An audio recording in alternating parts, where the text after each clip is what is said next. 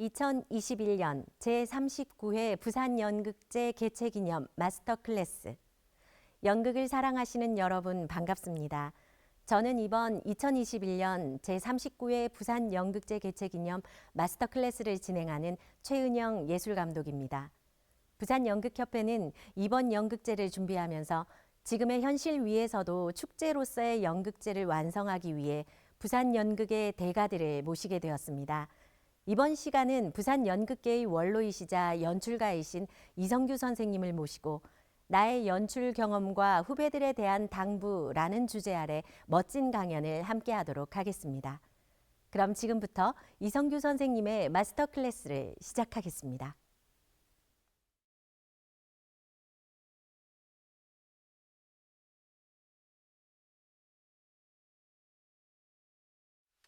저는 그 현장 작업자이고 또 지금 현재도 연극생이기 때문에 강연을 한다는 게 참 어색하기도 합니다. 그러나 이 자리를 빌어서 저의 그 연출 작업으로서의 어떤 그 성공과 또는 실패 또 좌절 뭐 이런 것들을 자연스럽게 이야기하면서 여러분들이 저를 통해서 뭘 좀 느끼고 배우는 게 있었으면 참 좋겠는데요. 좀 어떨지 잘 모르겠습니다. 어, 때로는 뭐 말이 오락가락 중구난방하더라도 좀 이해해 주시기를 바라겠습니다. 저는 연극을 언제 시작했는가 하면은 1970년대에 대학극회 출신입니다. 대학극회에서 우연히 제가 연극협회 극회 회장을 맡게 되고 연출을 맡게 됐는데 사실은 저는 누구한테 연극을 제대로 배워본 적이 없습니다.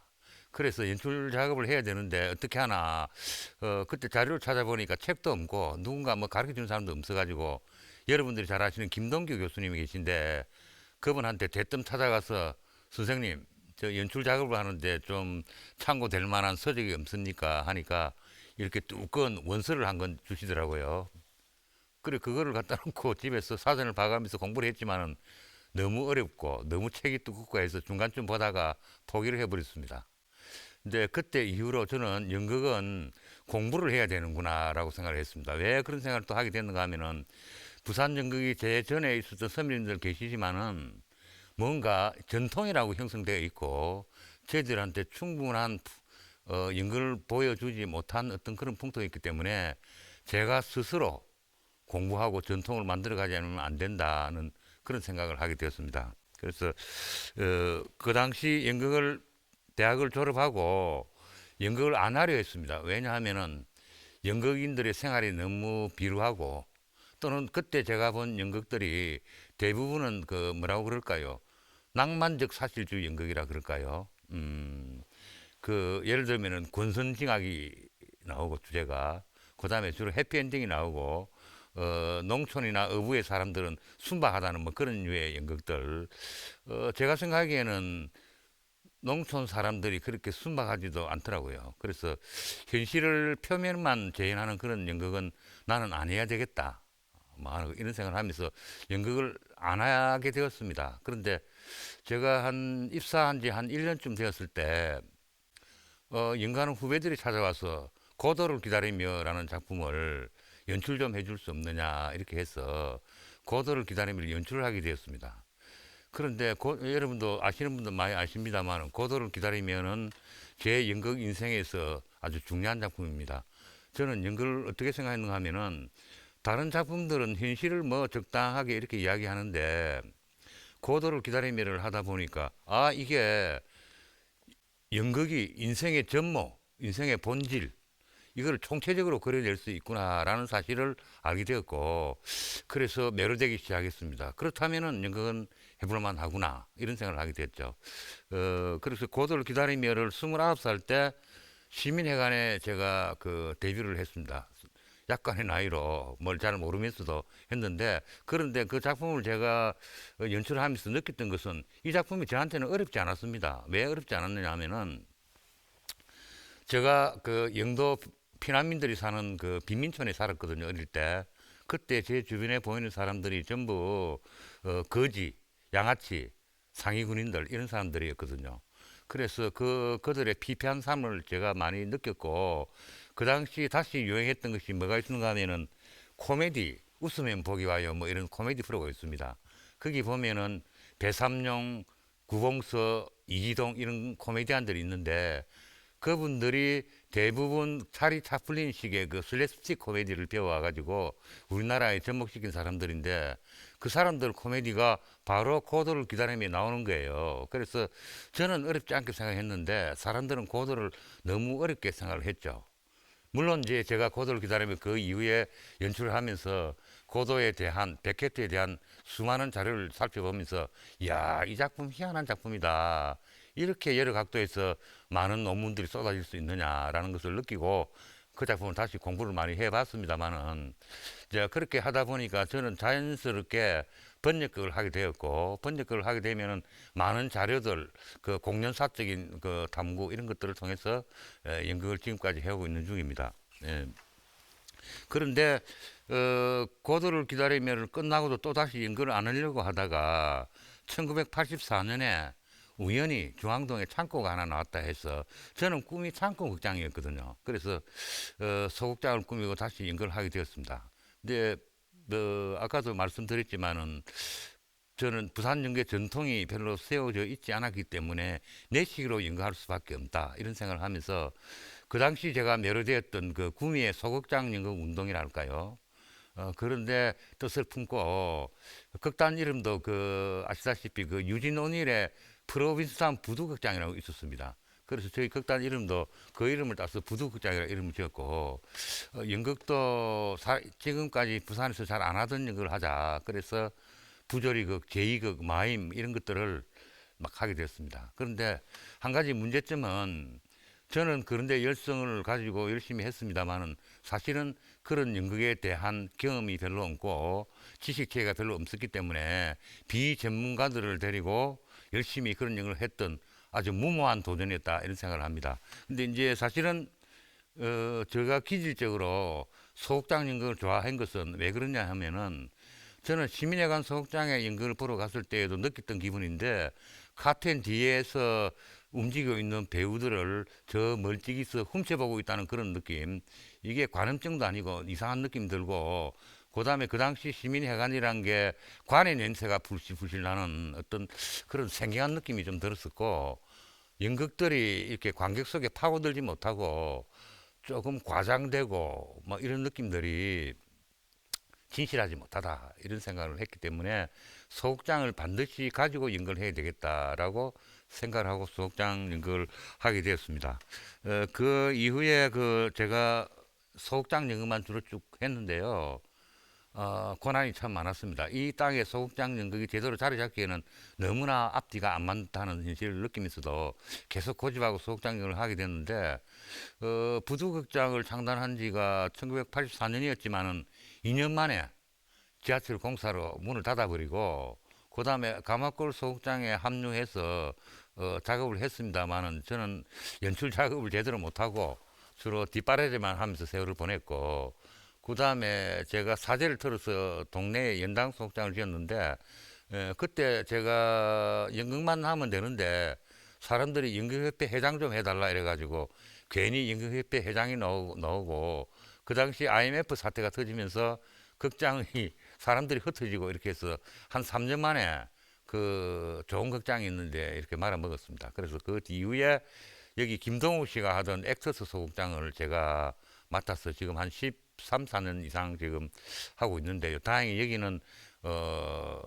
월세가 좀 저렴하고 그 주인이 좋기 때문에 조금 견딜 수 있는 상태로 하고 있는데 문제는 엑서스 소극장에 와서 연극을 해보니까 이미 세태가 바뀌고 옛날에 하던 그런 연극적인 정신은 사라지고 그래서 지금도 외롭게 작업을 하고 있는 그런 사람입니다. 그래서 소극장 연극을 계속 하면서 저는 그 소극장 연극을 살려야 된다라는 느낌, 소극장 연극 운동을 계속 해야 된다는 느낌으로 부르짖기도 하고 여러 사람들을 만나서 이야기도 하고 소극장 연극 운동 협의회 그 운영위원장도 맡으면서 뭐 이렇게 일을 했습니다만은 실제적으로는 운영 능력이 없었습니다. 운영 능력이라는 건 결국 재정 능력을 말하는 거고, 재정 능력이라는 건 결국 인재를 축적한다는 것인데, 그것이 잘 안 되고, 또 소극장 연극에 모여든 사람들에게 아무리 소극장 연극 정신, 언더그라운드 그런 어떤 저항 정신 이런 이야기를 해봐도 이미 그 먹어주지 않는 시대가 되어버리기 때문에 소극장 연극 운동에 실패한 사람이라고 저는 생각하고 있습니다. 그리고 또 한 가지 꿈이 있었다면 아까 제가 이야기했지만 비록 이 땅에 그런 것이 없었지만은 제 나름대로의 어떤 조그만 전통이라 그럴까요? 어떤 유파라 그럴까? 그런 것들을 좀 형성하고 싶었는데 세태가 바뀌면서 저 아주 그런 것이 잘 안 되어버렸다는 그런 상태에 지금 있습니다. 그런데 어쨌든 그런 식으로 연극을 계속 해가면서 저는 남들은 잘 인정하지도 않고 역사화되지도 않았지만은 제 나름대로는 저의 작업에 대해서 스타일을 저는 아직까지도 구축해 가고 있다라고 생각을 하고 있습니다. 그러면은 제가 생각하는 스타일은 무엇인가, 저의 주제는 무엇인가를 말씀드리겠습니다. 저는 나는 누구인가, 어디서 와서 어디로 가는가가 저의 최대 화두입니다. 그러니까 저는 저 자신을 탐구하는 것이 연극 작업의 일단 제일 중요한 일이라고 생각했고, 그 다음에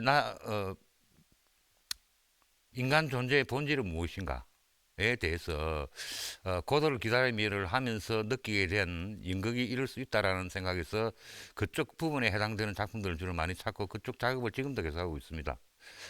그 다음에 또 한 가지 제 주제는 인생은 꿈이고 연극이다라는 말이 있습니다. 그것은 일종의 은유적인 표현인데 인생은 꿈이고 연극과 같다는 말이죠. 그런데 최근에는 인생은 바로 연극이다. 지규적인 부분까지로 지금 인생과 연극 속에 어떤 그 상관관계 쪽에 지금도 관심이 많이 가 있어서 일종의 메타 드라마라고 볼 수도 있겠죠. 그런 쪽에 작업을 계속하고 있고, 그 다음에 제가 주제로 삼았던 것은 현대 문명을 좀 비판하는 쪽에 관심을 많이 가졌습니다. 그러니까 현대인들이 불행하다. 현대인들은 소외되어 있고 서로 간에 의사소통도 잘 안 되고 물질 반응의 사고방식이 들어서 비틀어져 있는 존재가 아닌가 이렇게 해서 현대 문명에 대한 비판이 관객들에게 어떤 영향을 줄 수 있다면은 제가 의미가 있겠다 이래서 그런 중에 작품을 쭉 하고 있습니다. 그러다 보니까 자랑은 아니지만 제가 나름대로 연극 미학적으로는 희비극 개념, 그로테스크라는 개념, 그 다음에 아이러니라는 개념, 이런 류에 대한 어떤 그 공존 미학을 나름대로는 정립을 해가고 있는데, 알아주는 사람이 아무도 없습니다. 그러나 남이 알아주든 안 알아주든 제 나름대로의 어떤 작업은 계속해 나갈 생각으로 있고요. 제 연극은 막 통칭해서 말하면은, 크게 말하면은 답을 주는 연극이 아닙니다. 아까 제가 첫 질문을 던졌지만은 나는 누구인가, 어디로 가고 어디로 가는가라는 질문의 형식의 연극이기 때문에 제 연극을 보면은 때로는 고리띵하다는 사람도 있고 선생님은 변태 같다는 사람도 있고 아마 그런 말을 하십니다만은 관객이 제 연극을 보고 큰 성찰을 해줬으면 좋겠다라는 어떤 그런 바람을 갖고 있습니다. 그러면 실제 제가 그 연출 작업을 했던 실예를 들겠는데요. 아까 김문홍 선생님이 뭐 말씀을 하시던데 고도를 기다림에 대한 것은 김문홍 선생님이 일종의 드라마 트루그라 해야 되나 기록자라 해야 되나 시종일관 연습 처음부터 끝까지 연습 장소에 와가서 지켜보고 그걸 녹화도 하고 글도 쓰고 하셨는데 아마 내년쯤 책 출간이 될 겁니다. 그 다음에 저의 작품은 잘하든 못하든 저는 언제나 작품마다 연출 노트를 만듭니다. 그래서 그 노트가 이렇게 쌓여 있기 때문에 제가 했던 작품에 관심을 가지는 분이 계시면은 제 연출 노트를 참조 자료로 보내드릴 수도 있습니다. 그 참조를 하시면 좋겠고요. 제가 지금 오늘 이야기할 거는 작품마다 아주 특수한 방법을 쓰기도 합니다만은 연출가는 어떤 일관된 방식으로 작업을 안 하는 경우가 많습니다. 어떨 때는 광적으로, 어떨 때는 이성적으로, 어떨 때는 논리적으로 이렇게 조금씩 달라집니다만은 제가 지금 오늘 말을 할 거는 일반적으로 다른 사람들도 하고 있습니다만은 제가 주로 쭉 하는 방식에 대해서 실예를 들어서 약간 말씀을 드리겠습니다. 저는 작품을 선정을 할 때 작품 속에 내가 있는가, 내 스타일인가를 봅니다. 어떤 작품이라도 읽어보면은 이상하게도 그 작품 속에 그 주인공을 통해서든 아니 작품의 경향을 통해서든 어떤 면에서는 내가 보입니다. 그런 작품에 흥미를 느끼는 것은 제가 연구하는 목적하고 부합되기 때문에 당연히 그런 작품에 관심이 가고요. 그 다음에 그 제가 언더그라운드적 그런 그 약간 기질이 있기 때문에 어떤 감추어진 거라든지 편견이라든지 통념이라든지 그런 것들이 있으면 그것을 좀 뒤집어 연극해 보는데 관심이 많은 사람이라서 주로 그런 작품인가 아닌가도 보고 그다음에 저기 지금 여기에 문화풍토에 어떤 자극이 되는가 의미가 있는가 어떤 자극이 돼줘야 된다. 자극도 없이 그냥 연기했으면 곤란하다. 그래서 때로는 시류에 적합하지 않는 삐딱한 연극을 많이 하게 되겠습니다. 그 다음에 문학성과 영성을 가지고 있는가, 좋은 작품인가, 좋은 작품을 해야 되는데, 좋지 않은 작품도 연출가에 의해서 좋은 작품이 될 수 있다는 가정은 있습니다만은, 저는 작품이 말하고자 하는 게 어느 정도 수준이 되고, 이야기 될 만한 좋은 희곡인가를 먼저 보고 작품 선정을 주로 하는 편입니다. 네. 그렇지만은, 결국 제가 하고 싶은 작품은 그 대작들이 너무 많기 때문에 지금도 이렇게 쌓아놓고 있습니다만은 도저히 할 수 있는 여건이 안 됩니다. 재정적인 것도 그렇고 배우 수급 문제도 그렇고 이래서 어 간혹은 하고 싶은 작품이 있어도 못하는 경우가 많다는 점을 말씀드리고 싶고 그다음에 작품 분석에 들어갑니다. 저는 작품을 읽으면은 일단은 인상을 작품을 전체로 읽었을 때 답이 아직 안 나온 상태라도 작품을 읽었던 어떤 인상을 메모를 합니다. 일단 메모를 해가지고 그 메모는 대부분 추상적으로 나옵니다. 그 다음에는 그 작품의 주제를 뽑아내는데 주로 한 두세 문장으로 1차로 한번 뽑아내고 난 다음에 생각을 깊게 하면서 가지를 쳐서 그걸 한 문장으로 하나 만들어 보는 작업을 합니다. 그러고 난 다음에는 내가 과연 이 주제에 공감을 하고 느끼고 있는가, 이 주제를 가슴에 계속 담고 갈 수 있는가를 일단 생각을 해보고, 그 주제를 가슴에 담고 가지 못했던 작품들은 실패를 하더라고요. 그래서, 작품의 주제는 단지 주제를 머리로 이해하는 것이 아니라 가슴으로 느끼고, 더 좋은 거는 신념으로까지 가져갈 수 있을 때 그 주제가 살아난다. 이런 생각을 갖고 있습니다. 그 다음에 그 장면 분석을 하는데, 장면 분석은 그 다리 장면들 이렇게 쪼개가지고 주제하고 이렇게 구슬을 깹니다. 이쪽하고 연결해보고 이걸 이렇게 연결해보고 이렇게 연결해보고 연결해봐서 그게 구슬이 안 깨지면 단위 장면이 잘 안 돼버리거든요. 때로는 어떤 희곡들은 구슬 깨기가 잘 안 되는 희곡들이 많습니다. 그러면은 개작을 해서라도 어느 정도까지는 구슬 깨기가 될 수 있도록 이렇게 단위 장면을 분석해서 만듭니다. 그 다음에는 그 스토리를 만드는데요. 스토리란 게 중요한 게 뭔가 하면은 단지 이야기가 아니고 스토리가 내 가슴 속에서 하나의 전체 상으로서 이렇게 가슴에 새겨져야 이게 스토리가 되는데 스토리를 잘 못 만들 때는 또 작품이 잘 안 되는 경우가 있습니다. 그 다음에 장면의 핵심과 목표를 정하기 이렇게 하고 그 다음에 작품의 그 구성에 대해서는 요즘 그 무슨 통쾌한 희곡 분석이든가 이런 책이 있던데 그 저는 그 전에 그런 것을 했었는데 그 책에 그런 게 적혀 있더라고요. 그러니까 저는 어떻게 분석을 해보는가 하면은 구성은 어떻게 분석을 하는가 하면은 클라이맥스를 찾아냅니다. 일단 클라이맥스는 연기의 가장 핫한 부분이죠. 극적이고 거기서부터 잘라서 이 클라이맥스를 가능하게 한 이유와 이유는 어디 있는가 하면 앞장면을 찾아가가지고 앞장면에서 그 이유를 찾아냅니다. 그 다음에 그 앞장면에서는 또 그 앞에 장면이 왜 이 장면이 가능케 하는 이유가 무엇이었는가 이렇게 거꾸로 분석해 나가다 보면은 오히려 이외로 시작부터 순차적으로 가는 것보다는 좀 더 절실한 스토리 구성 작가의 방법을 찾아낼 수가 있다는 것입니다. 저는 그런 작업을 좀 하고요. 그 다음에 클라이막스 이후에 대단원은 클라이막스부터 다시 가야 되니까 그건 앞으로 나가는 방향대로 그렇게 작품 구성에 대해서 한번 파악을 하고 그거를 메모를 합니다. 그리고 제가 늘 중요하게 생각하는 장면은 언제나 시작 장면을 굉장히 중요하게 생각합니다. 시작 장면이란 어떤 의미냐면은 관객을 극 속에 끌어들일 수 있는 어떤 달콤한 유인책이니까 시작에서 관객이 이렇게 빠져들 수 있게 못 만들면 연극이 잘 안 되거든요. 그다음에 클라이맥스 부분. 클라이맥스는 관객의 흥분을 고조시키고 긴장을 주고 하는 장면이니까 클라이맥스 부분을 좀 더 중점적으로 보고 그다음에 해결할 때 시원하게 또는 찝찝하더라도 뭔가 여운이 남는 마지막 장면 이렇게 세 장면을 주로 중요하게 생각합니다. 하다 보면 시간도 없고 장면에 작은 장면들에 막 좌충우돌 하다 보면은 연극이 잘 안 될 경우에는 에이 모르겠다. 이 세 장면만 잘 뽑자. 이렇게 해서 세 장면에 주로 중점적으로 작업을 하는 그런 경우가 좀 있습니다. 그 다음에는 이제 인물 분석에 들어가는데요. 인물 분석이란 뭐 이거 제가 하는 말은 아마 여러분 다 아는 이야기인데도 뭐 하여튼 그렇습니다. 배역이 배역들이 등장인물들이 역할이라는 게 있잖아요. 그죠?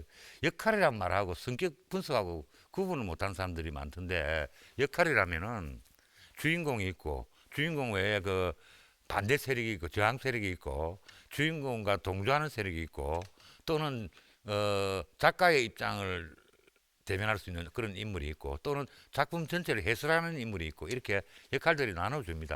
이런 역할들을 먼저 일단 파악을 하고 난 다음에 인물들의 형태가 어떤 것인가를 저는 봅니다. 그러니까 개성적인 인물이 있고 유형적인 인물이 있고 지능적인 인물이 있는데 개성적인 인물이 나올 경우에는 작가에 대한 연구를 좀 더 합니다.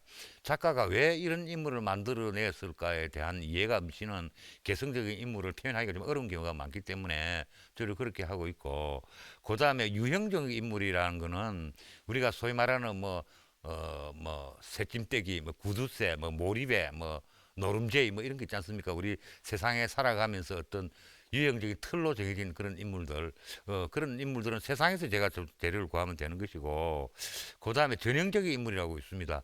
그 시대나 그 시대의 역사나 문화에서 딱 그런 인물이 나올 만한 인물. 보통 그 전형적 인물의 전형적인 인물이 햄릿이라고 그러는데 하기야 뭐 제 영국의 그 시대의 역사를 저는 잘 모르니까 왜 햄릿이 그 시대의 전형적인 인물인가는 아직 파악은 못하고 있습니다만은 일반적으로 전형적인 인물이라고 그럽니다. 그러면 그 시대의 문화와 역사를 알아야 된다는 이야기죠.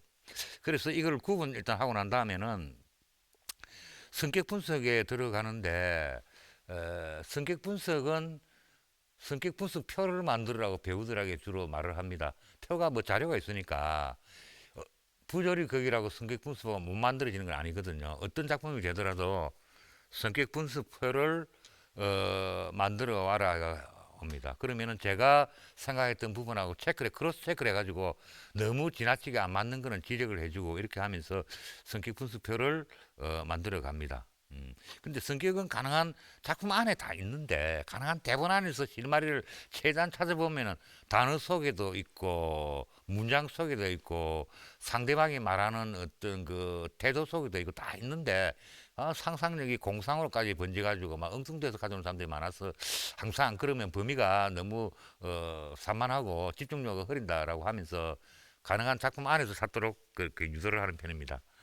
그 다음에 주로 이제 작품 분석할 때 제일 먼저 해야 되는 게 대사를 해야 되니까 주로 이제 제일 말 중에서 제일 중요하게 생각하는 게 저는 음색과 음조입니다. 색깔, 말의 색깔이 성격에 따라서 인물의 어떤 그 개성에 따라서 완전히 달라져야 되는데 대부분 음색이 비슷할 경우는 참 어렵습니다. 그 음색을 바꾸기가 보통 쉬운 일이 아니고 그래도 어쨌든 음색에 대한 기본 플랜을 가지기를 원하고 그 다음에 음조 말하는 스타일 어떤 사람들은 말을 막 급하게 할 끼고 어떤 사람은 느리게 할 끼고 어떤 사람은 느긋하게 말할 거고 어떤 사람은 예, 총알처럼 말할 끼고 뭐 이런 게 있을 거 아닙니까 그죠? 그런 말하는 스타일을 갖다가 만들어 줘야 말해야 그렇게 구분해 줘야 이 개성이 구분되는데 그래서 특히 이 부분을 강조를 하는데 실제 연습에서는 잘 안 되고 있습니다. 왜냐? 배우들이 자기 대사를 하는 스타일이 굳어 있기 때문에. 그 다음에는 이제 분석하는 게 동작 이거는 뭐 난 동작에서 다시 말씀드리겠습니다만은 몸의 중심이 어디 있느냐, 몸의 중심이 머리에 있느냐, 가슴에 있느냐, 어깨에 있느냐, 목에 있느냐, 다리에 있느냐 따라서 그 사람의 성격의 기본적인 것이니까 그것부터 먼저 찾아야 합니다. 그래야 동작 들어가기 전에 말할 때도 그 느낌을 가지고 몸의 중심을 가지고 말을 하기 시작해야 나중에 몸의 중심을 잡기 때문에 그리고 걸음걸이 특히 걸음걸이가 특징이 좀 있어야 되는데 걸음걸이에서 그 사람의 개성이 잘 드러나기 때문에 그런 거를 하고 그다음에 이제 정서와 기질, 태도 같은 것들을 좀 분석해서 좀 특별히 찾아보는 부분입니다. 어떤 정서적인 기질이 어떻는지 이 사람이 그다음에 태도는 어떤 태도를 갖고 있는지 삶에 대해서 이런 것들을 중점적으로 체크를 하고요. 그런 분석이 끝나면은 그 네가 한 분석을 캐리케이처로 한번 그려봐라. 특징적인 요소만 가지고 좀 이렇게 한번 만들어봐라. 뭐 이렇게 이야기를 합니다. 뭐잘 안 해옵니다 보통은. 예. 그 다음에 대사 분석이 들어가는데요. 대사 분석은 가능한 철저히 꼼꼼히 하기를 원합니다. 저도 또 그러고요. 철저히 꼼꼼히 안 하면 제가 불안합니다.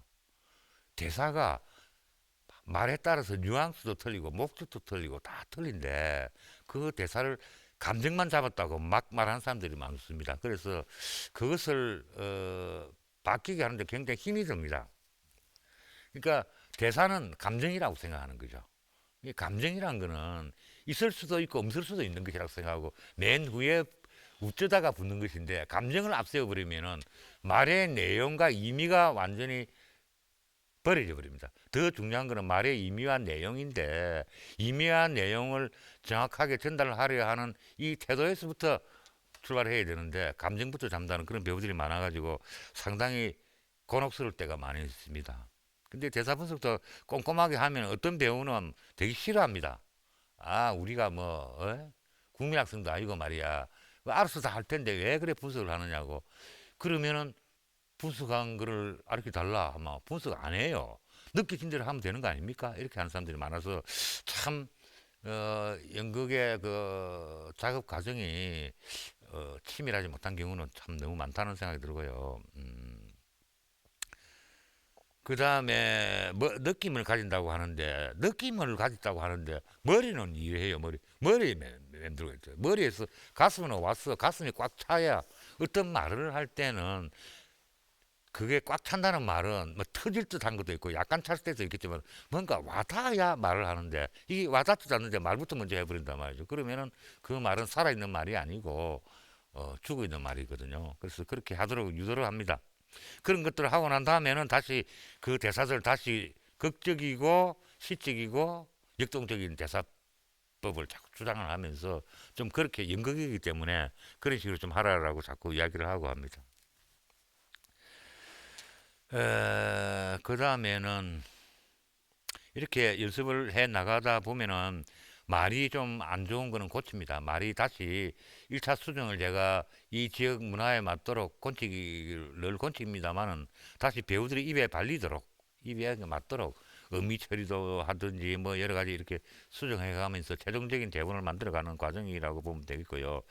그 다음에는 대사들을 장면 분석에서 또 끝나면은 비트로 분석하면서 우리가 그 국어 할 때 보면은 단락이라고 있죠. 작은 단락들로 이렇게 하나하나 나눠가지고 왜 단락으로 나눠야 하는가 하면은 이런 생각, 이런 느낌, 이런 아이디어, 이런 느낌들은 하나로 가지만 여기서 생각이 바뀌면은 호흡이 바뀌어요. 호흡이 바뀌면 이 대사의 방향이 다른 쪽으로 간단 말이죠. 또 호흡이 바뀌고 다른 감정으로 가는데 이것이 호흡이 바뀌는 것을 하지 않고 맥락을 연기의 목표가 안 되게 되면 이 연기는 그냥 막 가는 거죠. 그래서 비트로 쪼개는 작업을 이렇게 하고요. 대사를 할 때는 대기 물어보는 게 제일 괴로운 부분입니다. 이게 말을 왜 하니? 이 말을 왜 하니? 이유가 있어야 말을 할 거 아닙니까? 그러니까 이 말을 하는 목적이나 동기가 와 있지 않는데 왜 말을 합니까? 그게 절실하게 와 닿아 있을 때 말을 하는 것인데 그 이유가 뭔지 그 다음에 이 사람들을 지금 싸고 있는 환경이 어떻고 상황이 어떤지 상황이 급박한 상황에서 이루어지는 갈등인지 아니면은 느긋한 상태에서 이루어지는 것인지 이런 상황에 대한 분석을 부탁을 드리고요. 그 다음에는 서로 간의 개인적인 관계, 사회적이나 개인적인 관계 또는 갈등, 두 사람 사이에 있는 갈등의 기본이 뭔지, 두 사람의 관계가 어떤 것인지 이것이 설정되지 않고 대사할 수는 없는 거거든요. 네, 그 다음에 서로 말을 해가는데 의사소통이 잘 되는 식의 상대가 있고 의사소통이 안 돼가지고 깜깜해하고 뭔가 힘들어하는 경우가 있기 때문에 특히 현대극에 오면은 의사소통이 잘 안 되는 대사들이 많습니다. 각자 자기 말을 하거든요. 마치 독백처럼 말을 해버리기 때문에 이런 여건이 어떤지를 체크를 하고 그 다음에 말하는 사람의 어떤 지금 현재의 심적 상태나 어떤 그 스타일, 즉 그 감정이나 성격에서 나오는 거나 태도나 이런 것들을 이렇게 체크를 한 번 더 시킵니다. 제가 왜 이렇게 꼼꼼하게 자꾸 이런 부분을 갖다 배우들에게 주장하는가 하면은 제가 서울에 중견 배우들하고 좀 친구가 좀 있는데요. 대본을 보면은 새카맣습니다. 대본에다가 뭐를 그렇게 많이 적어놨는지 그리고 노트를 보여주는데 성격 분석을 200 몇 가지를 분석을 해놨더라고요. 그 유명 배우예요. 그래서 아니 뭐 그냥 하면 되지 이렇게 많이 지금 내한테 자랑하는 것인가 이렇게 해보니까 자기는 그렇게 하지 않으면 불안해서 연극 작업을 못 한대요. 제가 이 이야기를 우리 배우들한테 자주 하는데 200 몇 가지의 아까 제가 말하는 그런 성격 분석표를 이렇게 다 체크 다 하는 거예요.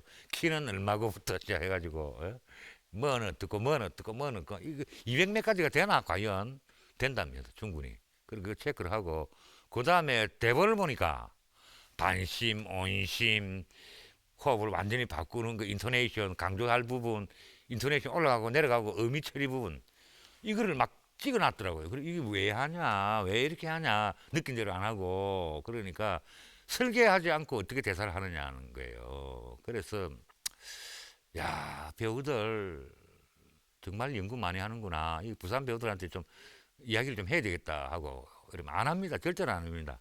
안 하고 때로는 연습하다가 대본을 극장에 놔놓고 가는 사람들이 좀 몇 분 있더라고요. 그왜 그러냐고 물어보니까 아니 집에까지 가서 대본 볼 필요가 있느냐고 머리 아파 죽겠는데 이렇게 이야기해요. 대본은요 총알이에요. 총알 전쟁터에서. 그래서 이게 대본 작품을 하나 맡으면은 배우가 해야 할 일이 이렇게 어마어마하게 많은데 왜 느낀 대로 그냥 하면 되느냐. 느낀 대로 하는 말들을 이렇게 들어보면요 등장인물로서 느끼갖고 말을 하는 것이 아니고 자기가 느낀 것을 이야기를 하는 거예요. 그럼 그 뭐냐 독자로서 연기를 하는 거예요. 독자. 참 이 말이 이해가 될지 모르겠는데 진짜 등장인물의 생각과 느낌을 따라가서 그 느낌대로 연기를 하는 게 아니라 자기 느낌을 연기한다는 것이 이게 어떤 것인지 잘 이해를 못하는 것 같더라고요. 그래서 그런 것을 많이 따지고 많이 괴롭히고 그럽니다. 자, 그 다음에는 뭐 동작으로 들어가는데 동작은 제 같은 경우는 간단하게나마 평면도로 이렇게 대충 그리죠. 평면도로 그린다는 거는 출구가 어디에 있고 대도구 소도구가 어디에 있고 무대 중심을 어디다가 잡아주는 게 좋으냐. 무대 중심이라고 해서 꼭 중앙에 잡는 것이 아니고 이쪽 편에 잡는 게 좋느냐 저쪽 편에 잡는 게 좋느냐 힘의 균형을 갖다가 어디다가 두는 게 이 연극에 효과적인가 이런 생각을 하게 됩니다. 그래서 그 힘 또는 균형 이런 감각으로 일단 그 그림을 그리고 난 뒤에 주인공을 먼저 힘 있는 장소에 이래 배치를 해봅니다. 가능한 주인공이 움직이는 것이 주목을 받아야 되기 때문에 주인공이 움직이는 것이 힘이 있게 될 수 있도록 이렇게 해놓고 그 다음에 나머지 배우들을 역학관계에 따라서 이쪽 저쪽 저쪽 이렇게 배치를 해봅니다. 그래가지고 이렇게 큰 배치를 하고 난 다음에는 그 다음에 움직이는 쪽인데 움직이면 대본에 있는 대로 하는 경우도 있고 제가 생각해서 하는 경우도 있고 이렇게 움직이는데 때로는 어느 정도 브라킹이 돼 가면은 배우들 보고 이렇게 물어봅니다. 왜 글로 가니? 글로 가는 거 이런 이유로 해서 일로 갑니다. 그렇게 정말이냐? 물어봅니다. 그럼 말 대답 못하는 사람 많아요. 믿느냐? 당신 자신이 그걸 믿느냐는 겁니다. 믿으면 그걸로 가야죠. 믿지 않는데 그걸 갈 수 없거든요. 이런 식으로 약을 올리면서 브라킹을 꺼 나갑니다. 서로 상부상조해가면서. 네. 그 다음에 이제 뭐 디테일에 들어가는데 디테일에서는 아까 앞에도 이야기했지만 몸의 중심이 어디 있느냐를 중요하게 생각하고 자세, 그 사람의 성격에서 나오는 태도에서 나오는 자세, 시선, 눈빛이 굉장히 중요한데 눈빛이 강렬하지 못한 배우가 너무 많아요. 이 연습에도 잘 안 됩니다. 시선이 막 흐리고 눈빛에서 관객이 제일 먼저 보는 게 눈빛인데 눈인데 눈이 흐리멍텅하면 참 이거 괴롭습니다. 그다음에 손을 어떻게 처리할까? 손 처리도 내 이러면 또 욕을 먹을지 모르겠는데 여자 배우들 특히 손 처리를 어떻게 할지 몰라가지고 이렇게 하면 이래가 소프라노 합창 노래하는 것도 아니고 손을 어떻게 할 줄 몰라요. 손 처리는 대사할 때부터 벌써 생각이 자기는 이렇게 되면 되는데 이 손을 할 줄 모른다는 거는 작품에 제대로 온몸이 동원이 안 됐다는 이야기죠. 대사만 동원됐기 때문에 대사를 대본에 읽을 때도 온몸이 동원돼야 되는데 그렇지 않았기 때문에 손처리가 안 되는 거거든요. 그래서 손처리라든지 이런 것들을 만들어 갑니다. 제스처라든지 걸음걸이까지. 때로는 저 배우와 저의 영감에 따라서 좀 특별한 것도 만들어내기도 하고 엉뚱한 것도 만들어내기도 하고 하긴 합니다만 일반적으로는 그렇습니다. 그 다음에는 이제 작업 과정이 타이밍이나 리듬 같은 걸 잡아줘야 되는데 이게 좀 앞에 연습 과정이 잘 되면은 이런 것도 이제 수월하게 정리가 되는데 앞에 연습 과정이 질척거리면은 이게 아주 중요한데도 불구하고 시간 부족으로 잘 못하는 경우가 종종 발생해가지고 연극이 리듬을 못한 연극이 되어버린 경우가 많습니다. 저는 이런 실패를 많이 해봤기 때문에 이렇게 이야기를 하는 겁니다.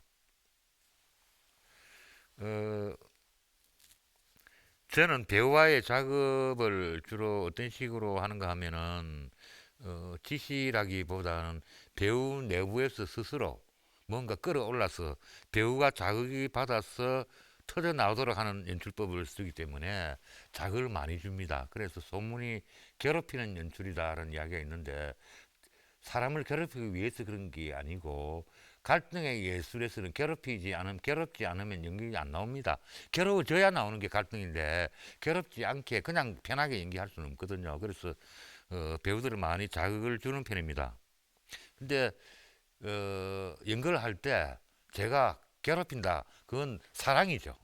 애착을 가지고 그 배우하고 물고 늘어지고 이래가지고 어느 정도 될 때 제가 좀 더 정성을 가지고 애착을 가진 작품은 공연이 잘 되고 뭔가 이렇게 간섭을 하고 이야기를 하면은 도살이는 사람들, 자아가 강한 사람들, 벌써 방어하는 기술이 늘어가지고 탁 연기를 잘하는 분들, 연극 연습 중에 인생 연기를 많이 해요. 그런 사람들한테는 저도 어쩔 수 없을 때가 있습니다. 그럼 나와버리거든요. 그러면 그날 그 연극은 깽판 되어버립니다. 그래서 저는 무수한 실패를 많이 맛봤기 때문에 그렇게 잘 됐을 때는 공연이 잘 됩니다. 그래서 배우 보고 항상 겸손하고 잘 받아들이라고 자꾸 이렇게 이야기를 합니다. 네. 그 다음에 그러나 이외로 제가 이렇게 말을 합니다만은 어느 정도 배우가 자기 역할을 찾고 작품에 대한 이해도가 되면은 이외로 그대로 두는 경우도 있습니다. 왜냐? 너무 간섭하면 배우의 리듬이 끊기기 때문에 딱 어느 정도까지 믿을만 하면 저는 별로 말 안 합니다. 그러나 막 날고 깁니다. 그때 되면. 그러니까 기본 빼드는 같이 동조가 되었고 나머지는 그 배우가 스스로 할 수 있도록 이렇게 만들어가는 방법이라고 생각하면 될 겁니다. 제가 지금 자랑만 많이 하는 것 같은데요. 사실은 부족한 게 너무 많고요. 왜 부족한 게 많은가 하면은 제가 타인의 연출 작업을 한 번도 본 적이 없습니다. 특히 타 지역의 연출가, 서울의 유명한 연출가의 작업을 한 번쯤은 보고 싶었는데 한 번도 보지를 못했어요. 그리고 그 가마골 소극장 있을 때 그 유명한 이윤택 씨 연출 작업도 제가 뒷바라지 한다고 별로 작업 과정을 지켜보지를 못했어요. 그러니까 어떤 면에서 남과 비교해보지 못했기 때문에 저는 우물한 개구리일지도 모릅니다. 이게 약간 강박적으로 가슴 속에 남아있어요. 또 여기서 연극하면 서울도 가보고 세계도 한번 가보고 이래야 되는데 아직까지 해외로 나가서 연극 본 적이 거의 없습니다. 그 서울에 가서 연극 본 것도 몇 편이 안 됩니다. 완전 지방촌 놈이거든요. 그런데 이게 한계이면서도 저의 또 정체성이기도 합니다. 그렇게 말씀드리고 싶고 그 다음에 그 작업을 하다 보면 제가 너무 디테일에 너무 신경 쓰다가 너무 꼼꼼하게 신경 쓰다가 오히려 간혹은 아차차차차 큰 걸 놓치고 있는 경우가 많습니다. 생각을 못 해버린 거죠. 그죠? 작은 거 막 배우들하고 실험하다가 이런 경우 실패한 경우가 몇 번 있고요. 때로는 뭐 연극을 지금 연출가로서 하지만은 불쌍한 게 연출가입니다. 왜냐? 아무도 이해해주지 않는 거죠. 관심도 안 가집니다. 사실은 공연을 하면은 보고 자기들끼리 이야기하는 거 들어보면 재밌나? 재밌더나? 재미없더라? 어떻더노? 아이고, 그렇지, 뭐. 이래 끝나버려요. 우리가 우리의 작업을, 특히 연출가의 정신적인 작업이 이렇게 폄하되고, 이렇게 신경도 역사화 안 될 때 느끼는 기분이요. 내가 괜히 이 길에 들었었구나.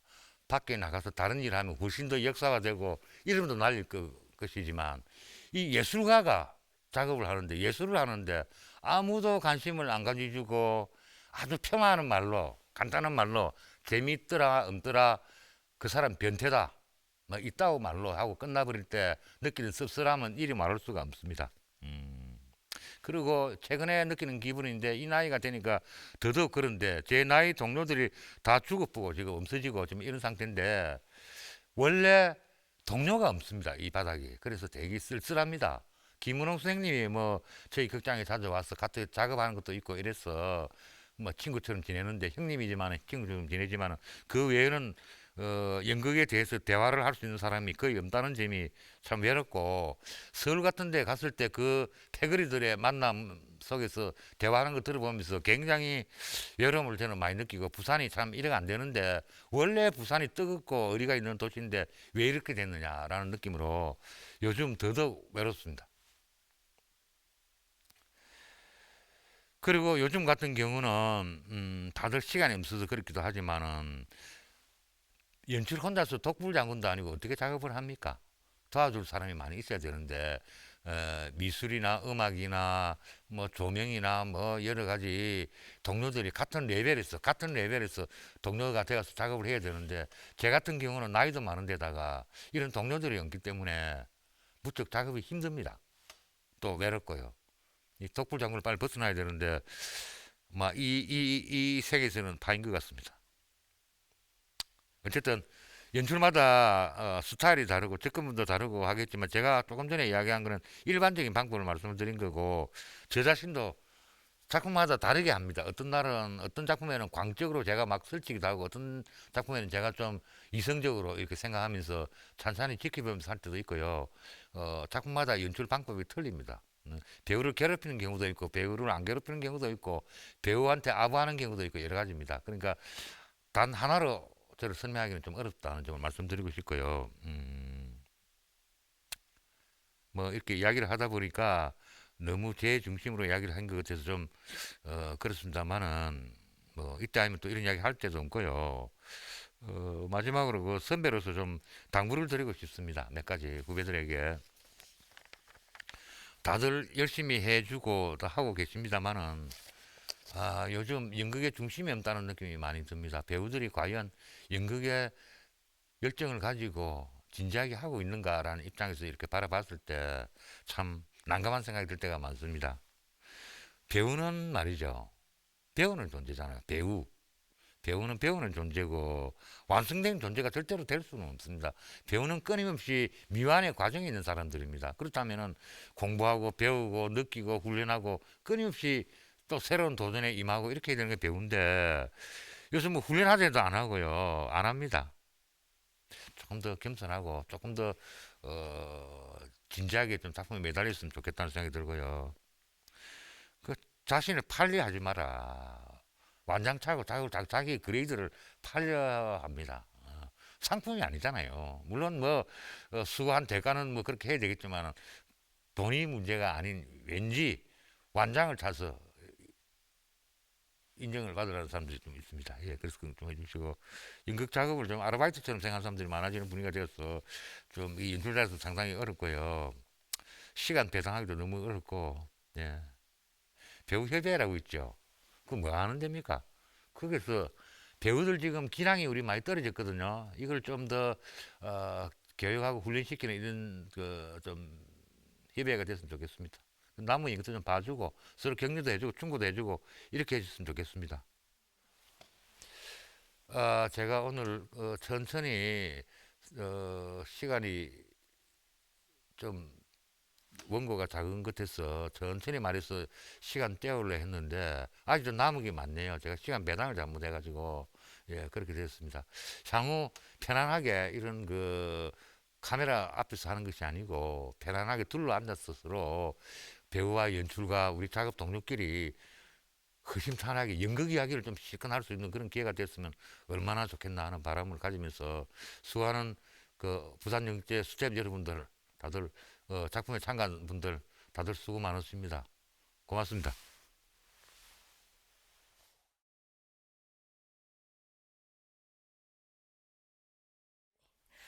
오늘 이성규 연출가 선생님 모시고 정말 재밌고 진솔한 얘기 많이 들었습니다. 선생님 고맙습니다. 네, 들으면서 저 혼자서 막 웃고 또 상상하고 또 선생님이 약간 야단치시는 듯한 스킬을 말씀해 주실 때는 혼자서 눈 크게 뜨고 막 연습하는 듯이 그렇게 들었습니다. 정말 재밌게 들었습니다. 정말 감사합니다, 선생님. 오늘 다 말씀 감사하지만 또 우리 시청하시는 분들이 궁금해하지 않을까 하는 거 몇 가지만 간단하게 여쭤볼까 합니다. 선생님 혹시 그 연극을 시작하게 된 계기나 초창기의 그 과정은 저희가 아까 들었는데요. 연극만 평생 해오신 분 같아요. 근데 혹시 연극 이외의 삶을 사신 적은 있는지, 그리고 또 연극 분야에서도 연극 연출과 이외의 분야의 경험은 어떤 부분이 있으신지 두 가지 한번 함께 여쭤보고 싶습니다. 저는 그 아까도 말씀드렸지만 연극을 안 하려고 한 경험이 있거든요. 그러니까 연극인들 삶이 너무 비루해 보였어요. 사람들이 대학 졸업할 당시에. 그래서 무역회사에 들어갔죠. 그리고 무역회사에 들어갔는데 그 회사가 1년 만에 이렇게 망하면서 또 선박회사로 들어갔어요. 천우사라고 옛날에 그 당시 무역회사는 아주 유명한 회사였어요. 근데 제가 보너스 1000%를 받았습니다. 그 당시에는. 그 정도로 잘 나갔던 회사가 일시에 막 무너지더라고요. 그래서 선박회사 동욱선박이랑 K란이라고 거기 갔고 그 다음에 8년 동안 제가 직장 생활을 했거든요. 그동안에. 그러니까 제가 부두 소극장을 했을 경우는 직장을 다니면서 했고 가마골 소극장 1년까지는 제가 직장을 다녔습니다. 예, 다녔었고 그 이후에 건축회사에 한번 다닌 정도 한 1년 정도 있고요. 직장 생활은 그렇게밖에 안 했고 제가 연극협회 회장도 했고 한국연극협회 감사도 했고 그 예총에서 제가 기획실장을 맡아가지고 제1회 부산 예술제를 제가 기획 예술 감독을 했거든요. 뭐 그런 걸 했고 사실 뭐 그런 연극 쪽 일 그런 거 구질구질한 일을 많이 했습니다. 사실은 예. 혹시 그 궁금해하실지도 몰라서요. 배우도 한번 해보신 적이 있으신지. 예, 배우 했죠. 제가 그 제법 유명한 배우였습니다. 대학 다닐 때 네. 사투리가 심해가지고 내 스스로 배우가 안 되겠다 생각을 하고 있었기는 있었지만은 대학 연극제 때 그 아주 이쁜 우리 여대생하고 무대에서 러브씬 하는 장면도 한 적이 있고요. 허영길 선생님이 저를 스카우트 하려고 한번 이야기한 적도 있고요. 예. 그래서 대학 때 뭐 잘하지는 못했지만 그런 정도 했고 부산대학교 극회 애들하고 같이 부산대학 극회 연극에 제가 몇 번 출연한 적도 있습니다. 거기서 우리 마누라를 만났죠. 네, 사모님께도 안부 전해주시기 바랍니다. 말씀을 너무 재밌게 하셔서 정말 그 배우로서의 경력이 그 무궁무진하지 않으실까 싶기도 하고 앞으로도 또 이성규 연출가도 되겠지만 이성규 배우라는 이름으로도 좀 발전하실 수 연습할 때 제가 연기를 앞에서 막 난리를 치거든요. 연기 네. 너무너무 잘한다고 제보고 대신하라고 늘 그렇게 이야기합니다. 미워서 하는 소리인지. 언젠가 한번 선생님 연습 장면을 꼭 구경하러 예. 가보고 싶기도 합니다. 네.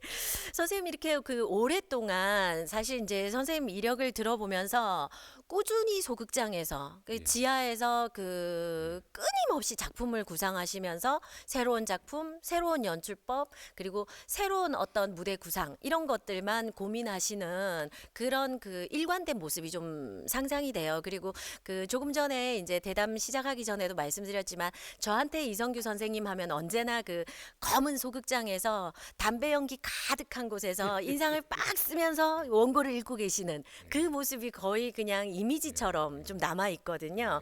근데 선생님 이렇게 평생 연극을 해 오시면서 가장 기억에 남는 작품, 사람 뭐 이런 게 있다면 혹시 그 중에 꼽는다면 어떤 게 있을까요? 뭐 제가 기억에 남는 작품들은 주로 뭐 에쿠스나 뭐 고도를 기다리는 이런 류의 작품들이고 기억에 남는 사람들은 저는 저한테 어떤 특별한 느낌을 주고 떠난 사람들이 기억이 많이 나거든요.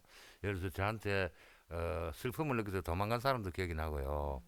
또는 그 무명 배우가 극장에서 저와 씨름을 하다가 연기를 잘하게 되는 순간을 봤을 때 기적처럼 느껴졌을 때 그때나 또는 그 사람이 좀 별로 안 좋은 느낌을 가지고 온 어떤 배우가 연극을 통해서 아주 다른 사람이 되어서 좋은 사람이 되었을 때 아주 감동적이라고 느끼 그런 사람들이 좀 생각이 납니다. 아, 네. 네. 아, 멋진 말씀 감사합니다. 어, 저한테도 그런 사람이 있을까 이렇게 되돌아보면서 듣게 되는 말씀입니다. 네. 지금 현장에서 정말 뭐 저를 포함해서 연출을 하겠다고 노력하는 후배들이 정말 많습니다. 그 후배들에게 이 그 원로이시자 또 마스터 클래스로 그러니까 노하우 하나를 전수해 준다면 야, 이건 꼭 이렇게 한번 해보면 좋을 것 같다. 뭐 이런 노하우 있으면 하나만 가르쳐 주십시오. 저 같은 경우는 그 상당히 좀 어렵고 실험적인 작품 많이 하면서도 정통파적으로 작업을 하거든요. 이게 저한테도 모순이 되기도 하고 이런데 저는 굉장히 이성적입니다. 이외로 지금 이렇게 말하지만은 그러니까 젊은 연출가는 하고 싶은 대로 한번 다 해볼 필요가 있거든요. 좀 더 파격적으로 정말 파격적으로 그렇게 하면 좋은데 이 파격이 되려면은 기량이 아니고 정신이거든요. 좀 정신을 좀 가다듬는데 좀 더 이 세상에 대해서 하고 싶은 말이 뭔지를 좀 더 열망을 가지고 작업을 하면은 그게 유명한 연출가가 되는 길일 겁니다, 아마. 그 우리가 로버트 윌슨이라고 있지 않습니까? 그 유명한 그 신형식주의자 연출자로 세계적으로 유명한데 그분은 그 연출을 어떻게 시작했는가 하면은 냉아들이나 이 눈이 어두운 사람들 이런 장애인하고 작업을 하다 보니까 장애인의 마음속에 영혼 속에 특별한 리듬이 있고 특별한 상의 이미지가 있다는 걸 알고 그걸 연극으로 만들기 시작해가지고 이렇게 세계적 유명가가 연출가가 되었거든요. 그러니까 연극은 꼭 정형적인 어떤 그 교육이나 그게 있지 않다고 생각합니다. 오히려 연극을 전공 안 한 사람들의 독특한 곳에서 생성될 수 있으니까 연출은 그런 자기의 독특한 그런 점 찾아가면은 언젠가 특별한 연출가가 될 수 있을 겁니다. 아, 예. 네. 아, 감사합니다. 많은 도움이 되셨으리라고 생각합니다. 아, 선생님은 굉장히 그 부조리한 선생님인 것 예, 예. 같아요. 제가 생각할 때는. 부조리합니다, 네. 제가. 예. 그 부조리 극도 좋아하시지만 굉장히 현실에 있는 그 현실적이지 않는 삶을 택하시면서 또 이런 방법을 쓰는가 하면 저런 방법 항상 공존되어 있다라는 그런 느낌도 좀 많이 들고 그러면서도 또 후배들한테 마음대로 최대한 할 수 있는 만큼 다 해봐라라는 그런 좀 열정적인 말씀도 되게 뜻깊게 들리고 있습니다. 고맙습니다. 예, 혹시 그 선생님 연배에도 이렇게 꿈은 있으시더라고요. 모든 분들이. 근데 혹시 아직 연출가로서 못다한 꿈이 있거나 앞으로 내가 이건 꼭 해야 돼라고 생각하시는 부분이 있다면 제가 감히 여쭙고 싶습니다. 아직도 못다한 꿈이라기보다는 밀려 있는 작품들이 많습니다. 아, 네. 대작들이 많이 있는데 그건 제작비도 많이 들고 어떻게 할 수가 없어서 이제 짧은 연극들을 골라서 실용적으로 적당하게 지금 연극을 하고 있던 사실이 좀 저도 좀 괴로운데 큰 작품이 좋은 작품이 많은데 언젠가 이런 걸 한번 해봤으면 하지만 현실이 될지 그건 이제 걱정이고요. 그다음에 제가 뭐 미래에 뭐 큰 특별한 꿈은 없고요.